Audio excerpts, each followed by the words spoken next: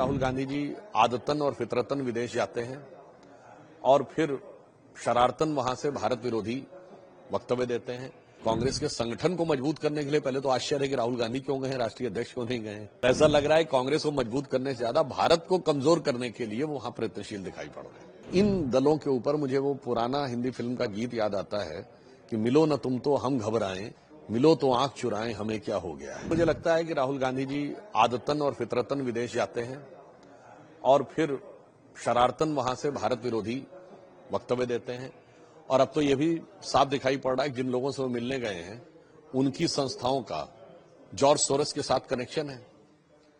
यहां पर पुनः ये सवाल उठता है कि भारत आज विश्व की बड़ी अर्थव्यवस्थाओं में फास्टेस्ट ग्रोइंग इकोनॉमी है। अब राहुल गांधी जी को वो दिखाई नहीं पड़ता तो उसके लिए कोई क्या करे। और वैसे तो कांग्रेस ने ऑफिशियल बयान दिया था, जब पूछा गया था कि संसद सत्र के दौरान वो जर्मनी क्यों चले गए, तो कांग्रेस पार्टी ने यह कहा था कि वो कांग्रेस को मजबूत करने के लिए वहां गए हैं। पर दिखाई पड़ रहा है कांग्रेस को मजबूत करने की बजाय कांग्रेस के संगठन को मजबूत करने के लिए पहले तो आश्चर्य है कि राहुल गांधी क्यों गए हैं, राष्ट्रीय अध्यक्ष क्यों नहीं गए हैं, जिनका काम संगठन देखना है। पर ऐसा लग रहा है कांग्रेस को मजबूत करने से ज्यादा भारत को कमजोर करने के लिए वो वहां प्रयत्नशील दिखाई पड़ रहे हैं। ये सारे विपक्षी दल एक बड़ी योजना, खतरनाक षड्यंत्रकारी योजना के तहत काम कर रहे हैं। चाहे आम आदमी पार्टी के सांसद का ये बयान हो, चाहे पश्चिम बंगाल में मदन मित्रा जो तृणमूल कांग्रेस के नेता हैं उनके द्वारा भगवान राम के बारे में बोलना हो, या बाबरी मस्जिद बनाने का विषय हो बंगाल में, या फिर तेलंगाना के मुख्यमंत्री रेवंत रेड्डी के द्वारा ये बोलना कि मुसलमान मतलब कांग्रेस, कांग्रेस मतलब मुसलमान। ये एक बड़ी योजना है जो तमिलनाडु में कॉन्फ्रेंस हुई थी, इरेडिकेशन ऑफ सनातन धर्म, यानी हिंदू धर्म का समूल नाश। ये 2022-23 से शुरू हुई और 2021 में दुनिया के विश्वविद्यालयों में हुआ था इरेडिकेशन ऑफ ग्लोबल हिंदुत्व।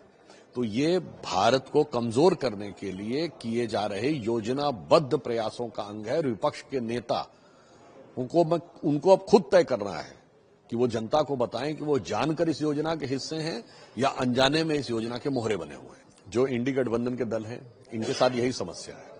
अब बताइए, केरल में कम्युनिस्ट पार्टी और कांग्रेस एक दूसरे से लड़े और दिल्ली में इंडी गठबंधन में साथ हैं। अब बताइए, आम आदमी पार्टी और कांग्रेस का आपने सवाल पूछा, लोकसभा में साथ साथ लड़े, विधानसभा में अलग हो गए और साथ लड़ते हुए भी एक दूसरे पे आरोप लगाते रहे जब गठबंधन में साथ थे। तो ये लोग क्या हैं कि मोदी विरोध की मानसिकता से इस कदर पीड़ित हैं कि उससे डर के मारे एक साथ आ जाते हैं। फिर जब नजदीक आते हैं तो फिर एक दूसरे को देख के घबरा जाते हैं। तो इन दलों के ऊपर मुझे वो पुराना हिंदी फिल्म का गीत याद आता है कि मिलो न तुम तो हम घबराएं, मिलो तो आंख चुराएं, हमें क्या हो गया है।